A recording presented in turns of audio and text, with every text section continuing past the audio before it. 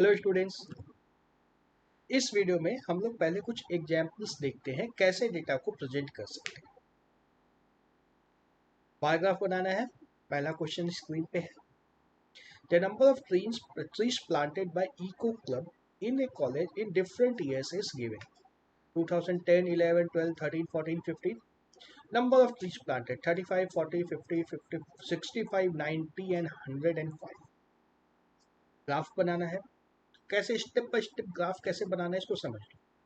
सबसे पहले तो ग्राफ के लिए हमें एक्स एक्सिस और वाई एक्सिस चाहिए, तो मैंने बना दी एक्स एक्सिस और वाई एक्सिस बना दी है पहले से। अब क्या चाहिए हमें, वाई एक्सिस को मार्किंग चाहिए। मार्किंग किस तरह से करेंगे, यहाँ पे 1 2 3 4 लिखेंगे तो काम नहीं बनेगा हमारा, नहीं बनेगा हमारा। 1 2 3 4 लिखेंगे तो कहाँ 105 हमें कम से कम चाहिए, 105 तक जाना है, तो 1 2 से काम नहीं चलेगा।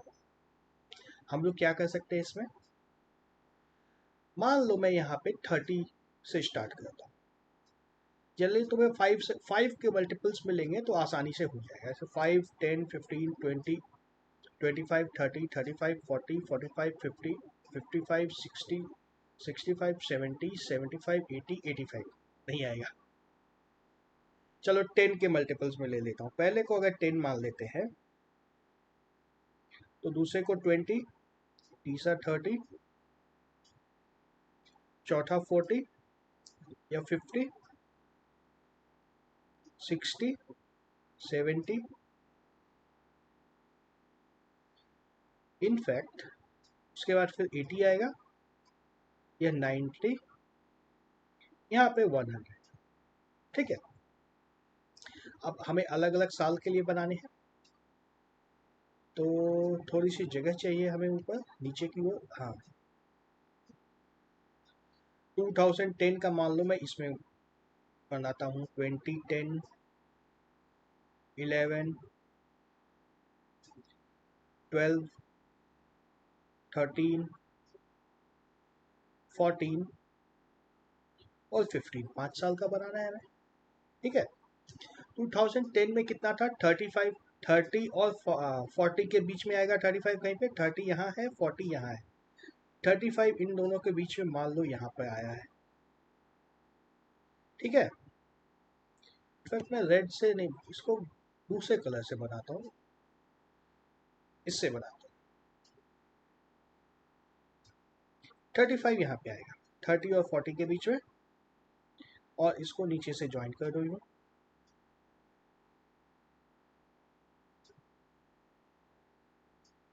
ठीक है। 2011 की बात करें, कितना है इसमें, 40। 40 मतलब यहाँ पे है, मैच कर पा रहे हो ना, 40 यहाँ पे है।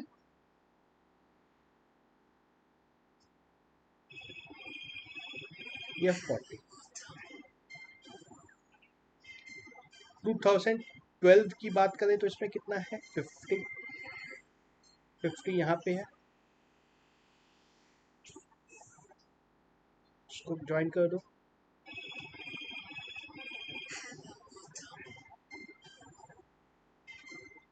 2013 में 65, 50 यहाँ है, 60 यहाँ है, 65 यहाँ पर आएगा जी।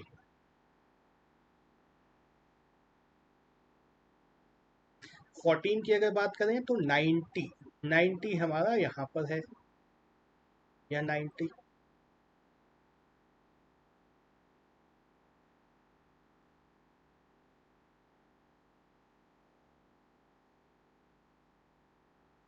और 2015 में है 105। 105 100 से ऊपर यहाँ पे आएगा।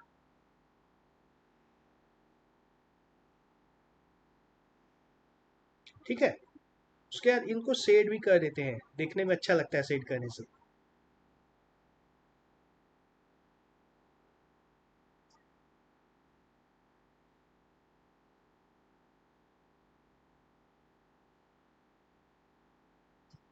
देखो अब ऐसा करने से क्या हुआ, हमें अब एक ही बार में दिख रहा है ना कि धीरे धीरे नंबर ऑफ ट्रीज प्लांटेड बढ़ रहे हैं, मतलब ज़्यादा काम कर रहा है। पहले कम काम कर रहा था, अब ज़्यादा काम करते जा रहा है, ऊपर की तरफ ग्राफ जा रहा है। नंबर्स में था तो हर एक साल का नंबर को बिना पढ़े ये नहीं पता चलता है ना।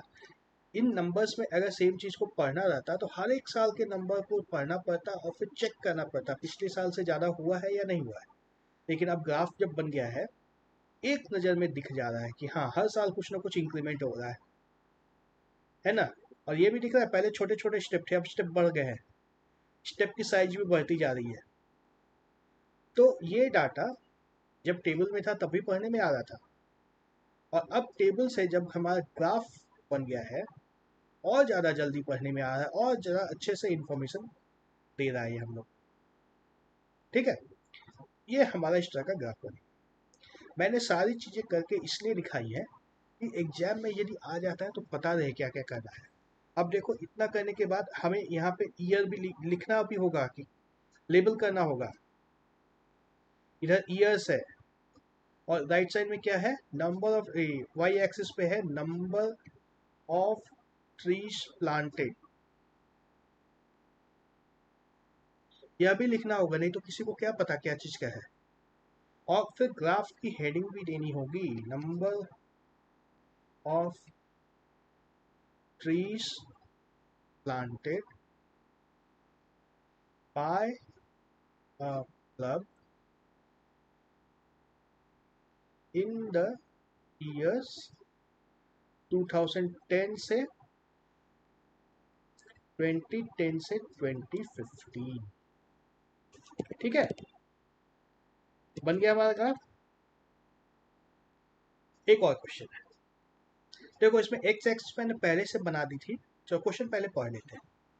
The comparison of performance of a student in term 1 and term 2, English, Hindi, math, science, social science, 5 subject में कंपेयर करना है। टर्म 1 और टर्म 2 के मार्क्स हमें दिए हुए हैं 67, 70, 72, 65 एंड इस तरह से दिए हुए हैं। इसका ग्राफ हम लोग कैसे बनाएंगे, सबसे पहले तो एक्स एक्सिस और वाई एक्सिस चाहिए ही चाहिए। उसके बाद देखो हमें वाई एक्सिस पे मार्क्स है ना, वाई एक्सिस पे मार्क्स है और एक्स एक्सिस पे सब्जेक्ट्स होंगे। मार्क्स हमें देखो कहाँ तक चाहिए, 95 तक मैक्सिमम चाहिए, 0 से 95 तक होना चाहिए। मेरे ग्राफ पेपर में नहीं आता, 0 से 95 तक जाने का स्कोप ही नहीं था मेरे पास, इसलिए मैंने 65 से स्टार्ट कर दिया, क्योंकि 65 से नीचे कोई मार्क्स है ही नहीं, 65 से नीचे कुछ भी नहीं है, इसलिए मैंने मिनिमम 65 को रखा है। ठीक है, अब इसको कैसे प्लॉट करेंगे इसको भी सोचना होगा। एक बार देखो इधर से पिछला ग्राफ जो था, 2 सब्जेक्ट के थे तो कैसे बनाए थे, अलग अलग कलर से प्लॉट किया था, है ना। पता चलना चाहिए कौन सा क्लास 8 का है कौन सा क्लास 9 का है। ठीक उसी तरीके से जब इसको हम लोग बनाएंगे तो सिर्फ चार्ट ग्राफ बना देने से नहीं होगा, ये पता भी चलना चाहिए कौन सा किस सब्जेक्ट का है। देखो मेरे पास कलर्स का ऑप्शन है, मैं कलर से रेड से मान लो ये टर्म, मैं 2 कलर्स यूज करूंगा, रेड और ब्लू।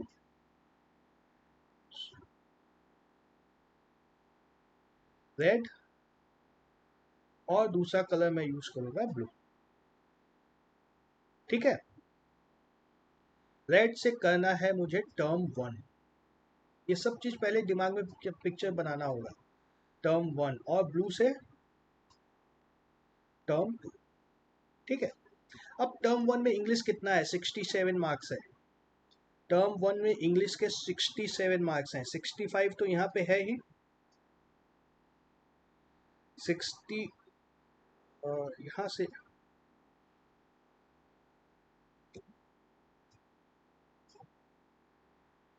ये 65 है, 66, 67। ठीक है, और अगर टर्म 2 की बात करें, टर्म 2 में कितने मार्क्स है, 70, मतलब यहाँ तक जाना है, ये ग्राफ इसके बगल में 70। ठीक है, थोड़ा सा गैप आ गया है, मेरे कंप्यूटर स्क्रीन पे ठीक से सेट नहीं हो पा रहा है, कॉपी पे तुम बनाओगे तो गैप नहीं होगा बीच में। और यह मार्क्स है इंग्लिश के, तो इसको भी लिखना होगा ना, ये इंग्लिश के मार्क्स है, मैं अभी शॉर्ट में ई लिख देता हूँ यहाँ पे सिर्फ। फिर आना है हिंदी के ऊपर, हिंदी में टर्म 1 में कितने मार्क्स हैं, 72, मान लो यहाँ से मैं स्टार्ट करता हूँ, स्ट्रेट लाइन स्केल से ड्रॉ करना है। ये 70, 71, 72, ठीक है। और दूसरा जब लेंगे हम लोग, टर्म 2 में 65 पर ही रह गया, हिंदी के मार्क्स कम हो गए। तो यहाँ से स्टार्ट होगा और ये 65 यहीं पे रह गया। ये किस सब्जेक्ट के हैं? हिंदी, एच। तीसरा ले लो मैथ्स के। मैथ्स का टर्म 1 में कितना है? 88। यहाँ से स्टार्ट करेंगे, स्केल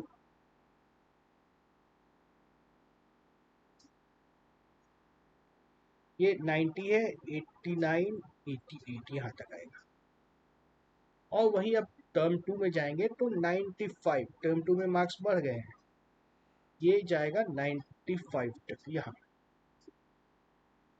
ठीक है। ये मार्क्स है मैथ्स के। एम। उसके बाद हमें जाना है साइंस के मार्क्स 81। स्केल कहाँ चली जाती है? 81, 80 और ये 81। दूसरे में 85,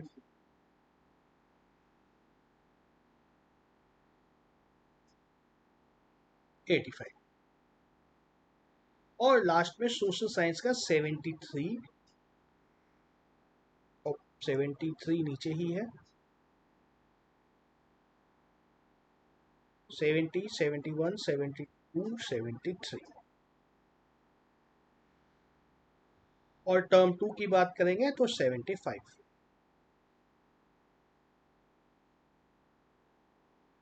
75, ठीक है।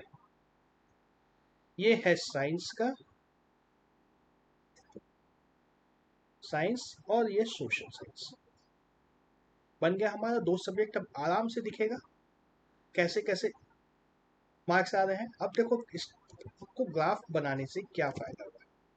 दिख रहा है कि मैथ्स में मार्क्स सबसे ज्यादा आते हैं, उस एक नज़र में दिख रहा है। वीकेस्ट सब्जेक्ट कौन सा है? इंग्लिश या हिंदी, लैंग्वेज सब्जेक्ट दोनों ही उसके वीक है ना। मैथ्स के बाद सेकंड अच्छा सब्जेक्ट साइंस है, और सोशल साइंस थर्ड नंबर पे आएगा। हर एग्जाम में ऐसा ही होगा, फर्स्ट टर्म और सेकंड टर्म दोनों टर्म्स में ऐसा ही होगा। और देखो जनरली सेकंड टर्म में मार्क्स ज़्यादा आए हैं, एक्सेप्ट फॉर हिंदी, हिंदी में मार्क्स कम हुए हैं, बाकी हर एग्जाम में उसके मार्क्स ज़्यादा हुए। कितनी चीज़ें कितनी आसानी से दिख जाती है ग्राफ में। अच्छा रहता है ग्राफ सब। इस तरह के ग्राफ बनाने से डेटा पढ़ने वाले को आसान रहता है। यह भी काफ़ी अच्छा था, टेबल में लिखा हुआ था, बहुत क्लियर कट लिखा हुआ था, कोई कंफ्यूजन नहीं था। लेकिन उससे ज़्यादा इंफॉर्मेशन इस छोटे से ग्राफ में मिल गया, मिल गया ना। ठीक है, आगे देखते हैं ऑर्गेनाइजिंग डाटा। तो यही था ऑर्गेनाइजिंग डाटा। चलो कैसे वो ऑर्गेनाइज इसको देखते हैं। मान लो तुम्हारी स्टडी टेबल है, स्टडी टेबल पे आजकल तो मोबाइल या लैपटॉप तो एसेंशियल है ऑनलाइन क्लास के लिए। स्टडी लैम्प होना ही चाहिए, एक थोड़ी सी पेंटिंग भी है, शोपीस भी रखी हुई है, और pen pencil erasers scale paper सब इधर उधर फेंके हुए हैं। ये क्या है? मेसी। और वही साफ सुथरा इस तरह से लिख देंगे तो कितना नीट एंड क्लीन हो गया, सब कुछ को अपनी जगह पे रख दिया। एक बार जाओ जो चीज़ चाहिए वही मिलेगी, कचरा हटाना ही पड़ेगा।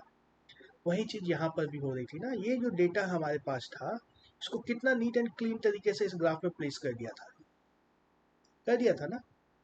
वहीं अगर मान लो एक बच्चे की जगह दो टर्म की जगह चार टर्म्स के मार्क्स होते हैं, तो चार अलग अलग कलर से ग्राफ बना देते और इतना ही क्लियर कर दिखता ना, इतना ही क्लियरली सब कुछ दिखता, कोई कंफ्यूजन नहीं होता देखने में। लेकिन अगर नंबर्स को पढ़ना पड़ता यहाँ पे, दो की जगह चार टर्म्स के अगर नंबर कंपेयर करने रहते, काफ़ी दिक्कत हो जाती, तब होती ना।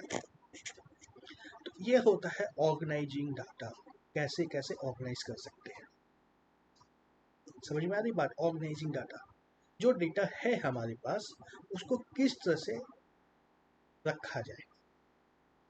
उसके बाद और देखो, एक और ऑर्गेनाइजिंग इसमें कर सकते थे ना, इस स्टूडेंट के अगर हम लोग जोड़ते कि 80 प्लस कितने सब्जेक्ट्स में आ रहे हैं, 80 प्लस कितने सब्जेक्ट्स में आ रहे हैं। टर्म वन की अगर बात करें तो टर्म वन में 80 प्लस थे, मैथ्स में साइंस में 2 सब्जेक्ट में थे, है ना। और 70 टू 80 कितने में थे, 70 टू 80 हिंदी में था और सोशल साइंस में था, 2 में था। और 60 टू 70 कितने में थे, एक की में था, इंग्लिश में एक में। और वहीं टर्म टू की अगर बात करते इसी चीज को, 80 प्लस कितने में था, यहाँ था, मैथ्स में था, साइंस में था, 2 बार था। 70 टू 80 कितने में था, एक में था, 75 1। और 60 टू 70 कितने में था, 65 और 70, 2 बार था। ओ सॉरी 70, ये 2 था, यह 1 था, है ना। तो अब ये इस तरह से ऑर्गेनाइज भी कर सकते हैं ना इसी डेटा को, जो डेटा हमारे पास था। इसमें अब जानकारी थोड़ी सी कम हुई, लेकिन कम जानकारी भी अच्छे से जा रही है ना। सॉरी, ये इसको बोलते हैं ऑर्गेनाइजिंग ऑफ डाटा।